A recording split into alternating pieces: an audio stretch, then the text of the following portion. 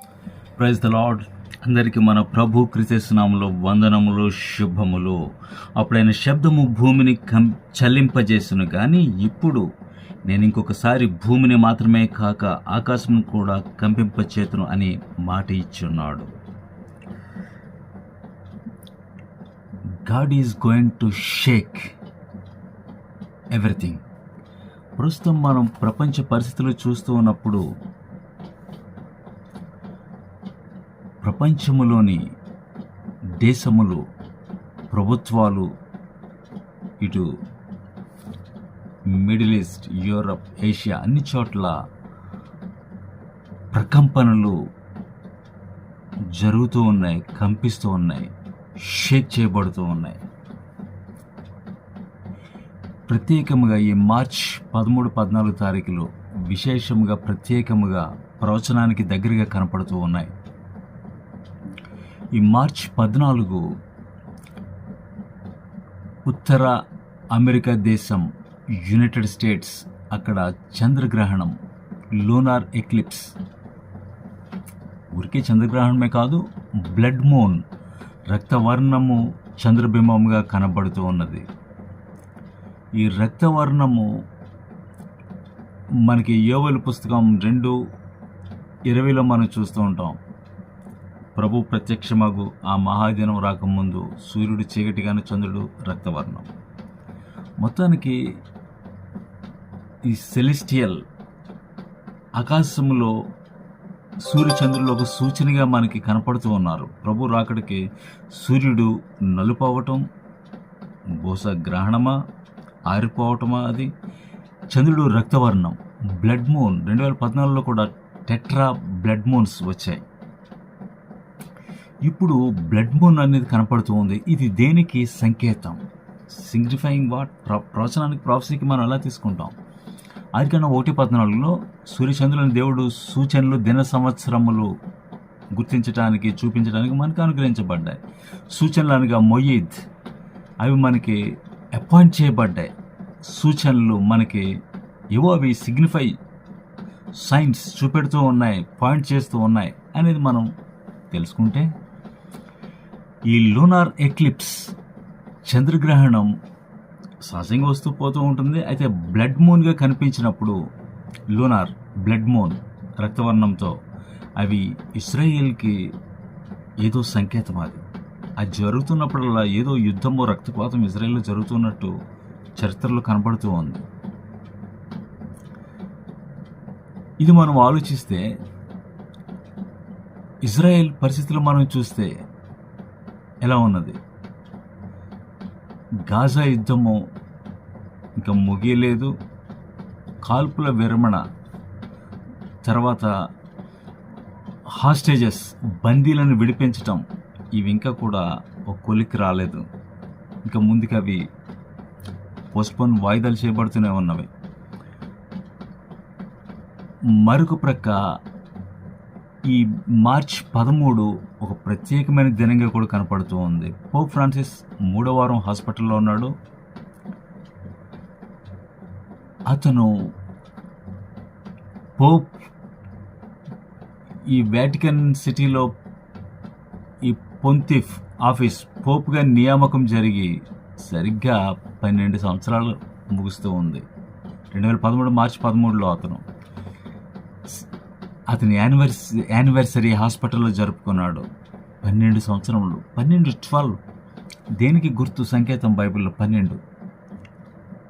అతను ఆరోగ్యంగానే ఉన్నాడు, అంటే ప్రాణాపాయం లేదు, నెమ్మదిగా డిశ్చార్జ్కి బయటకు వస్తాడు ఎప్పుడో అనేది, రేపో మాప అనేది ఉంది. ఈ 12 సంవత్సరములు దేనికి? అసలు బైబిల్లో 12 అనే సంఖ్య, ఇప్పుడు నెంబర్ 7 మనకు తెలుసు, దేవుని సంఖ్య అని, పర్ఫెక్ట్ అని నంబర్. అయితే 12 చూస్తే అది కంప్లీట్నెస్, సంపూర్ణము. 12 చూస్తే మనకి 12 మంది శిష్యులు, అపోస్తలులు, 12 ఇశ్రాయేలు గోత్రములు, 12 యెరూషలేముకు, పైనున్న యెరూషలేముకు 12 గుమ్మములు, 12 పునాదులు, ఇలాగ మనకి 12 అనేది కనపడుతూ ఉంది. అలాగే సొలొమోను తను రాజుగా ఉన్నప్పుడు 12 మంది అధికారులను నియమించాడు. తన రాజ్యం మొత్తం కూడా 12 భాగాలుగా విభజించుకొని 12 మంది అధిపతులని, అంటే ఇది గవర్నింగ్ బాడీ 12 అనేది అది ఖచ్చితంగా అదొక బిబ్లికల్ నెంబర్, బైబిల్ నెంబర్ అనేది మనకు అర్థమవుతూ ఉంది. మరి 12 సంవత్సరాలు ముగిసినటువంటి పోప్ ఫ్రాన్సిస్ హాస్పిటల్లో ఉన్నాడు. ఏం జరుగుద్ది? ఖచ్చితంగా అతను బయటకు వస్తాడు.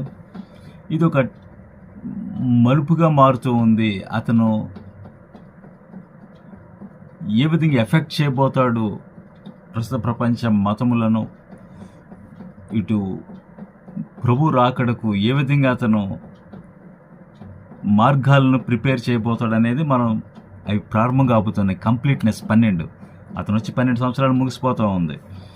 అదే సమయంలో చంద్రగ్రహణం, బ్లడ్ మూన్, చంద్రగ్రహణం అని కాదు, బ్లడ్ మూన్.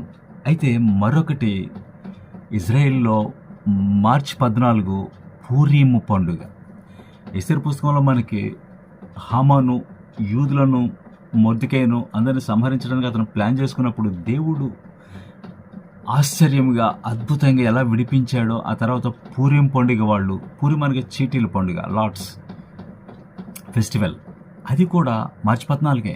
అంటే ఇటు చంద్రగ్రహణం మార్చి 14, బ్లడ్ మూన్, తర్వాత పోప్ ఫ్రాన్సిస్ 12 సంవత్సరంలో ముగించుకున్నాడు, కంప్లీట్ అయింది యానివర్సరీ, పూర్యం పండుగ, ఇవన్నీ చూపెడుతూ ఉన్నాయి. తర్వాత మరొకటి ఏమిటన్నట్లయితే యునైటెడ్ స్టేట్స్ స్టాక్ మార్కెట్ మొత్తము క్రాష్ అయింది, డ్రాప్డ్, కొలాప్స్డ్.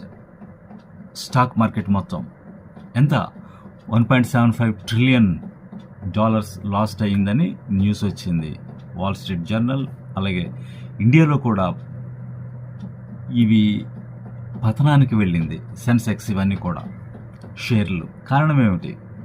ఖచ్చితంగా ఈ బ్లడ్ మూన్, ఇవి స్టాక్ మార్కెట్ క్రాష్ అవ్వటం, లక్షల కోట్ల డాలర్లు, 1.75 ట్రిలియన్ల డాలర్లు.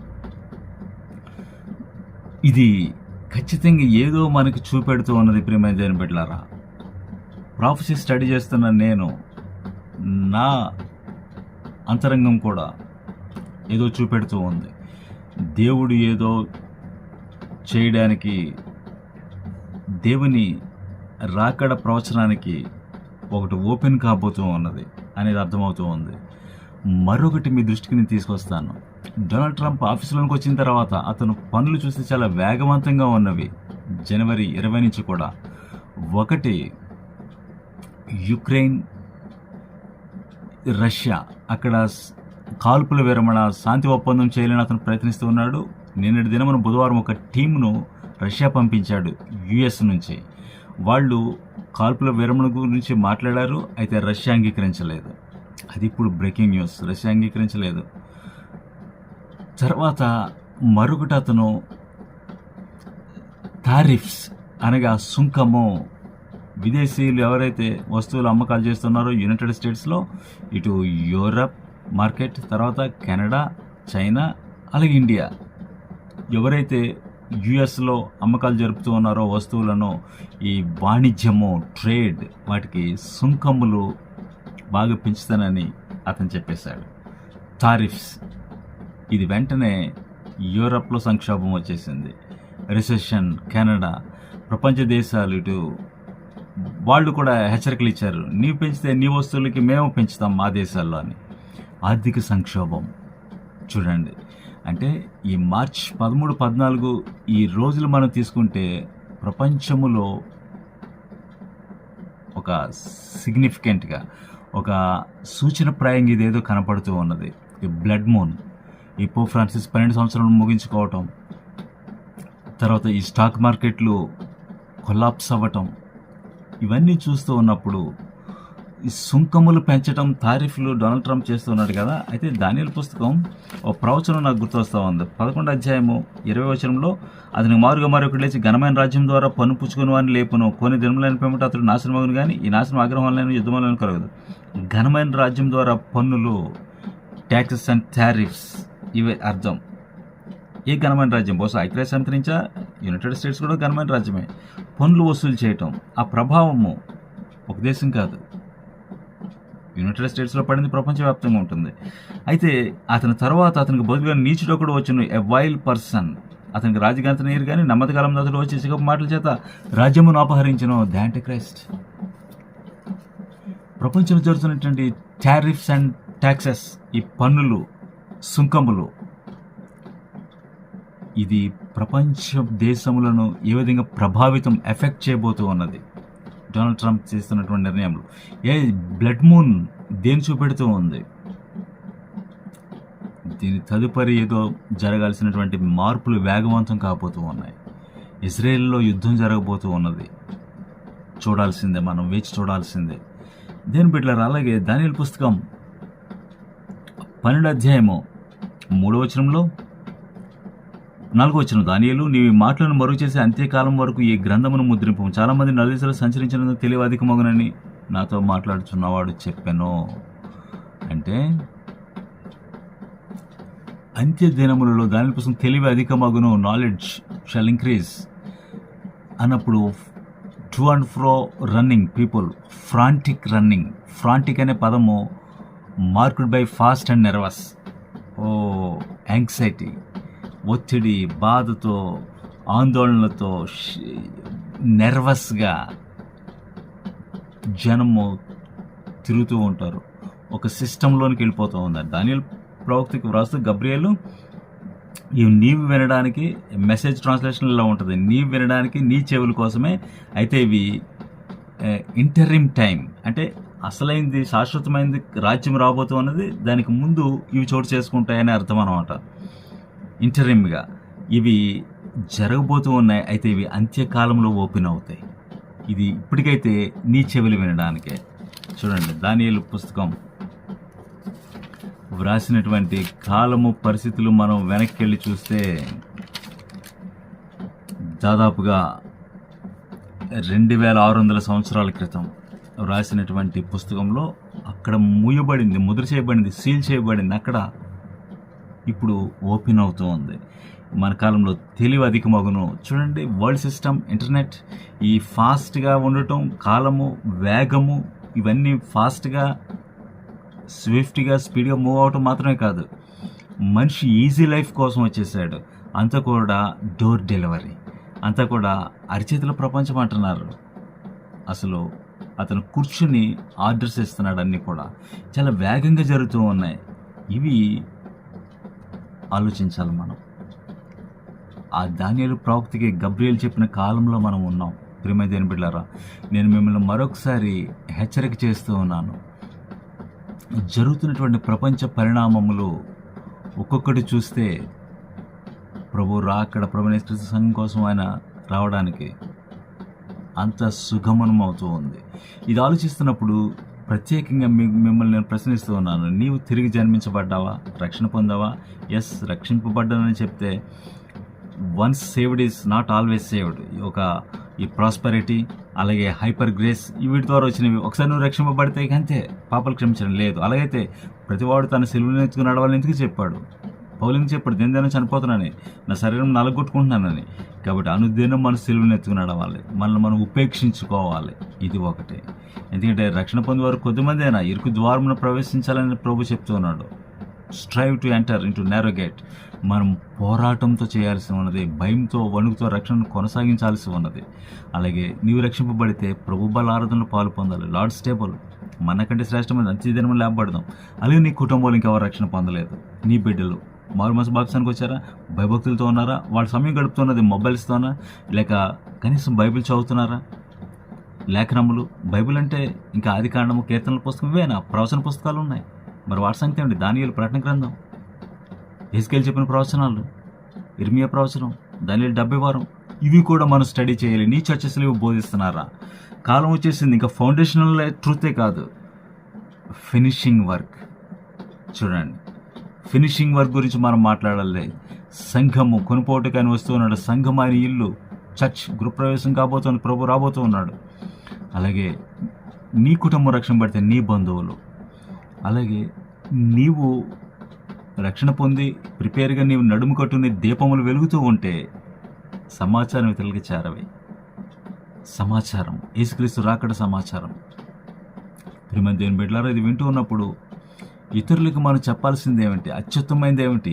నీళ్ళ ఇవ్వటం వేసవిలో లేదు, జీవజలములు. మనం వాళ్ళకి అందుబాటులో ఉంచాల్సింది లైబ్రరీలో ఉన్న పుస్తకాలా? కాదు, సత్య గ్రంథంలో రాయబడిన ప్రవచనం. ఇవి మనం వింటూ ఉన్నప్పుడు నేటి ప్రపంచంలోని దేశంలోని చూడండి, రాజ్యంలోని చూడండి, ప్రపంచ నాయకులను కుటుంబాలను చూడండి, అంతా షేక్ చేయబడుతూ ఉన్నారు, కదిలిపోతూ ఉన్నవి. అలాంటి పరిస్థితుల్లో ఇదిగో ప్రభువైన యేసుక్రీస్తు శీఘ్రంగా వచ్చేస్తూ ఉన్నాడు. ఆయన యందు విశ్వాసం ఉంచండి. అలాగే నీవు కొంతమందినైనా ప్రిపేర్ చేయి, నువ్వు ప్రిపేర్ అవుతూ కొంతమందిని ప్రిపేర్ చేయి. అలాగే తెలుగు సంఘాల్లో ఉద్యమం రావడానికి నీ పాత్ర, నీ వంతు. ఎందుకన్నట్లయితే నీవు అంత్యం వరకు నిలకడగా ఉండేలా విశ్రాంతి నుండి కాలాంతం మందు నీ వంతులో నిలిచేదవు. నీకంటూ నిర్ణయించబడింది. వింటున్నారా? పరలోకంలో మన స్థలములు సిద్ధపరుస్తూ ఉన్నాడు. నేటి సమాజంలో భూమి కోసం, నేటి సమాజంలో మనం నివసిస్తున్నటువంటి మన ప్రాంతంలో, మన దేశంలో ఏ విధంగా మనుషులు క్రమము తప్పి నిర్మాణాలు చేస్తూ ఉన్నారు, క్రమము తప్పి నీతి మాలిన పనులు ఎలా చేస్తూ ఉన్నారు కదా. అయితే శాశ్వత రాజ్యంలో నీ చోటు సంపాదిస్తే అక్కడ నీ ధనము, నీ ఐశ్వర్యం అక్కడ ఉంటే నీ ధనం ఎక్కడుండునో అక్కడ నీ హృదయం ఉండును. కాబట్టి అది ఎవడు నీ యొద్ద నిన్ను అపహరింపలేడు. నీకు ఇవ్వబడిన కిరీటము కాచుకో జాగ్రత్తగా. నీ పిలుపు ఏర్పాటును నిశ్చయం చేసుకో. ఇది వింటూ ఉన్నప్పుడు ఈ బ్లడ్ మూన్ తర్వాత జరిగే పరిణామాలు చూడండి. అలాగే Iran, United states Donald Trump propose చేసినటువంటి న్యూక్లియర్ టాక్స్ ఇరాన్ రిజెక్ట్ చేసింది, అంగీకరించలేదు. ఏమిటవి? తర్వాత ఇజ్రాయెల్ ఇరాన్కు సంబంధించిన అణుస్థావరముల మీద స్ట్రైక్ చేయడానికి సన్నాహాలు చేస్తూ ఉంది. ఖతార్ హెచ్చరిక చేసింది. ఖతార్ దేశం యునైటెడ్ స్టేట్స్ని హెచ్చరించింది, ఈ స్ట్రైక్ చేయడం నువ్వు ఆపాలి, లేదంటే మొత్తం ఆ యుద్ధం అన్ని దేశాలకు వస్తుంది. ఖతార్ మాకు నీళ్లు కూడా ఉండవు తాగటానికి, ఎందుకంటే అవి స్ట్రైక్ చేయడానికి మా దేశానికి దగ్గరగా ఉంది ఇరాన్. కాబట్టి ఇది మిడిల్ ఈస్ట్లో మొత్తం బ్రేక్అవుట్, ఆల్అవుట్ వార్ అయిపోద్ది, వెళ్ళకూడదు నీవు అని హెచ్చరించింది అరబ్ దేశాలు. ఈ వింటూ ఉన్నప్పుడు ఈ బ్లడ్ మూన్ దేనికి సంకేతం? సంగమా, మేలుకో, నడుములు కట్టుకో, దీపములు ఆరనీయకుండా చూసుకోండి. కనికర సంపన్నుల జయం గల దేవ, మరొకసారి నీ బిడ్డల కోసం నేను ప్రార్థిస్తూ మొరపెడుతూ ఉన్నాను. ఈ బ్లడ్ మూన్, ఈ సంకేతము పోప్ 12 సంవత్సరాలు ముగించుకొని ఇంకా హాస్పిటల్లో ఉన్నాడు. ఇవి మేము చూస్తున్నప్పుడు ఏమిటి మేము గ్రహించాల్సింది? ప్రభువా, మా హృదయములు తెరవండి, ప్రవచనాన్ని అర్థం చేసుకోవాలి. అలాగే మా చుట్టూ ఉన్నటువంటి సంఘాలను మేము మేల్కొల్పాలి. మా కుటుంబాలు రక్షణలో ఉండి కుటుంబ ఆరాధన బలిపీఠములు నిర్మించుకొని విశ్వాసమును కాపాడుకుంటూ అనేకులను ప్రిపేర్ చేస్తూ నీ కొరకు సిద్ధపడాలి. మాతో పాటుగా అమూల్య విశ్వాసం పొందినటువంటి అండర్ గ్రౌండ్ చర్చెస్ అన్ని భాషలు, అన్ని ప్రాంతాల్లో, మా దేశంలో ఉత్తర భారత్, ఉత్తర ఆఫ్రికా, ఉత్తర కొరియా, ఆఫ్ఘనిస్తాన్ అన్నిటి కోసం ప్రార్థిస్తూ ఉన్నాం. మిడిల్ ఈస్ట్ని జ్ఞాపం చేసుకోండి దేవా. యెరూషలేము క్షేమం ప్రసాదించమని, సంఘములను, సేవకులను ఆయుత్తపరిచి నీ ప్రవచనాన్ని తెలుసుకుని ముందుకెళ్ళడానికి కృప దయచేయమని యేసుక్రీస్తు పరిశుద్ధ పునరుద్ధానంలో ప్రార్థించి వేడుకుంటున్నాం తండ్రి. ఆమేన్.